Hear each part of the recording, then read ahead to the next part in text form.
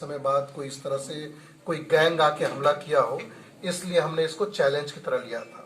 और आप देखें तो पूरा इसमें लगभग 2 महीने से ज़्यादा समय हम लोग को लगा इन दोनों आरोपियों को पकड़ना, वो भी तब जब एकदम कोई इनके बारे में सिर्फ एक पर्चे के अलावा कोई क्लू नहीं था।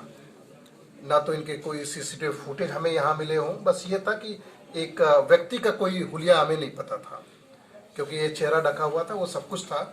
और इसमें इन्होंने बड़ी चालाकी से मोबाइल भी यूज़ नहीं किया था।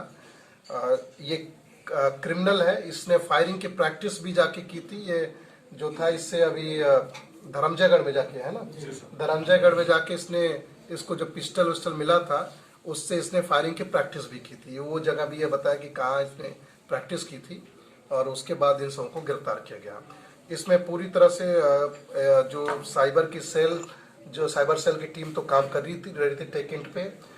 जो हमारे सीएससीबी चौक के प्रभारी धारी रूपक शर्मा, ये लोग काफ़ी समय से सीएसपी विश्व दीपक की टीम लगी हुई थी, जो एक एक चीज़ को काफ़ी समय, आप देखिए कि काफ़ी समय लगा, तो वो आसान नहीं था, लेकिन इन्होंने बड़ी मेहनत से उस टीम ने काम करके इस मामले को निकाला है।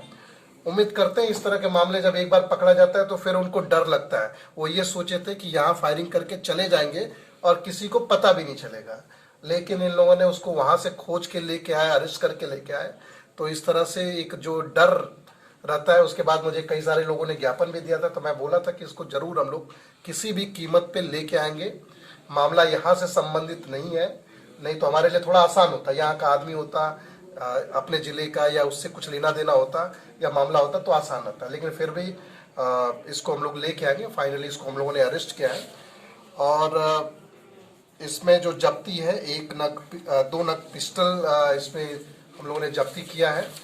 बेसिकली इसको पिस्टल इनको दी गई थी कि इससे तुम लोग प्रैक्टिस करो और फिर इसको वो करो। आपको मज़ेदार बात बताऊं कि